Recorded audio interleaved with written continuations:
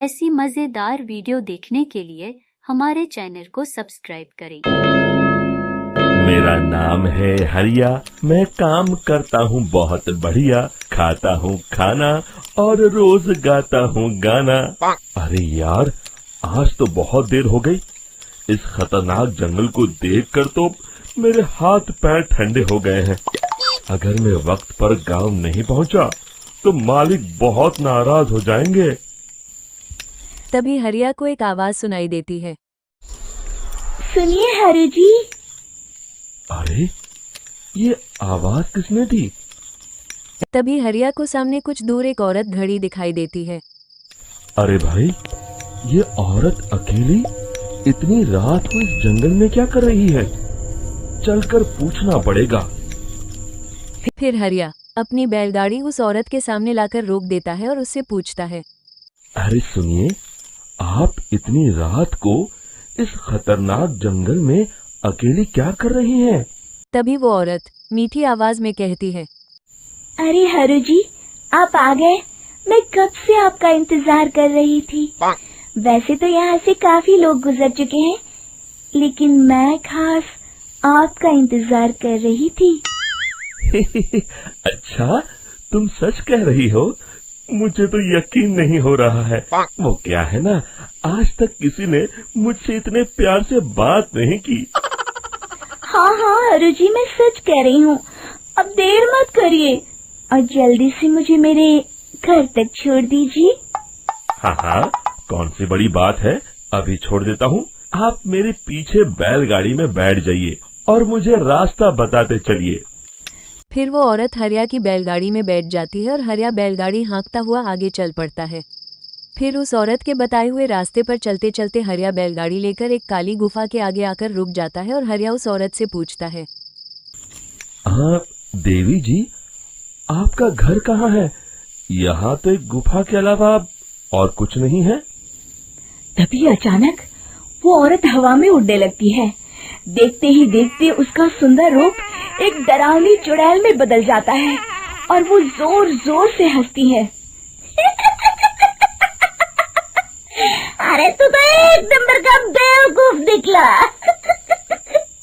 तू तो बड़ी आसानी से मेरी बातों में आ गया।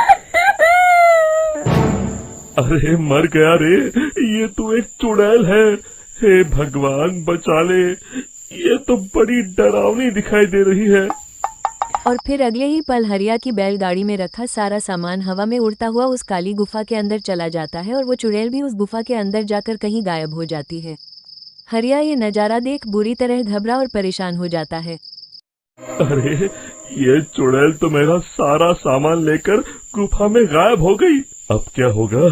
अगर मैं गांव खाली हाथ गया तो मालिक मेरी अच्छी खबर लेंगे। मेरी इस बात का कोई यकीन भी नहीं करेगा।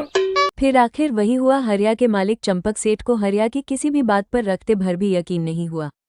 चंपक सेठ को लगा हरिया झूठ बोल रहा है और उसने ही लालच में आकर सारा सामान हड़प कर लिया है। फिर हरिया को बेईमान समझकर चंपक सेठ उसे कान से निकाल देता है। अगले दिन अपनी दुकान में परेशान बैठा चंपक सेठ गुस्से में बड़बड़ाता है। अरे, दुकान में तो सामान बिल्कुल भी नहीं है। अब मुझे ही शहर जाकर सामान लाना होगा। फिर वो अपनी बैलगाड़ी लेकर शहर चला जाता है। शहर से सामान लेकर जब चंपक सेठ वापस गांव लौट रहा होता है, तभी उसे एक आवाज सुनाई देती है। चंपक जी, ओ चंपक जी।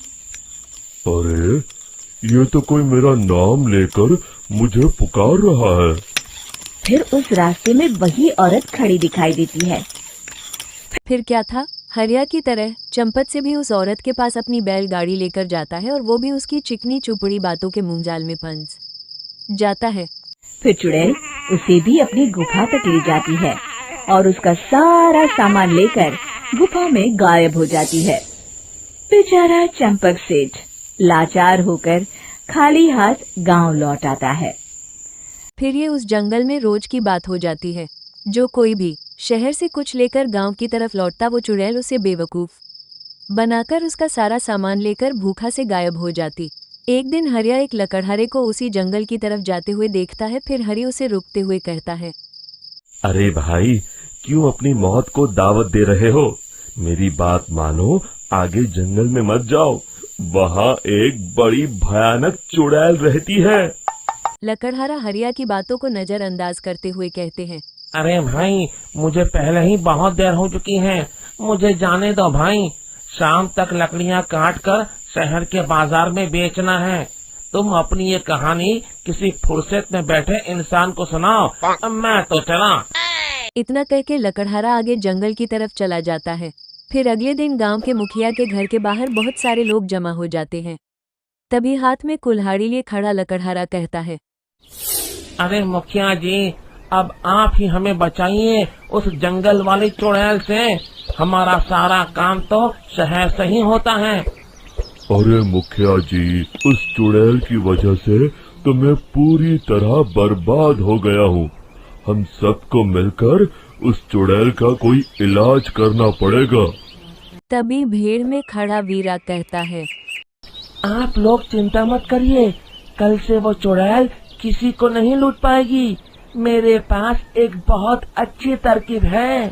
तभी चंपक सेठ उसका मजाक उड़ाते हुए कहता है। अरे तेरा नाम वीरा है तो क्या हुआ? तूने अभी उस चुड़ैल को देखा नहीं है? जाकर अपना काम कर, बड़ा आया। तब मुखिया जी कहते हैं। नहीं चंपक सेठ, मुझे लगता है हमें इस लड़के को एक मौका देना चाहिए। फिर सभी गांव वाले मुखिया जी की बातों से सहमत हो जाते हैं और वीरा शाम को एक बैलगाड़ी में कुछ सामान लादकर उस जंगल की ओर चल देता है। वीरा, ओ वीरा, कहाँ जा रहा है? तभी वीरा मुड़ के देखता है, वही चुड़ैल एक औरत के रूप में खड़ी है। अरे बहन जी, मैं आपको ही ढूंढ रहा था। देखिए, मैं आपके लिए क्या लाया हूँ।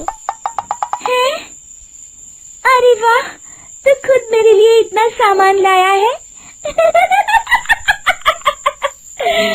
तू ही अकेला गांव में समझदार है। जरा देखो, मैं भी खोल के, बड़े भूख लगी है। जैसे ही चुड़ैल उस सामान पर से कपड़ा हटाती है, एक भगवान शिव की तेज रोशनी उसके अंदर मूर्ति से निकलती है और चुड़ैल अपने असली रूप में आकर जलने लगती है। अरे मैं जल रही हूँ, बचाओ! बचाओ! ओम नमः शिवाय, मर गई मैं! देखते ही देखते वो चुड़ैल राख के साथ उड़ जाती है और सभी गांव वाले भी वहां जाते हैं। शिक्षा बुराई पे सदा अच्छाई की ही जीत होती है।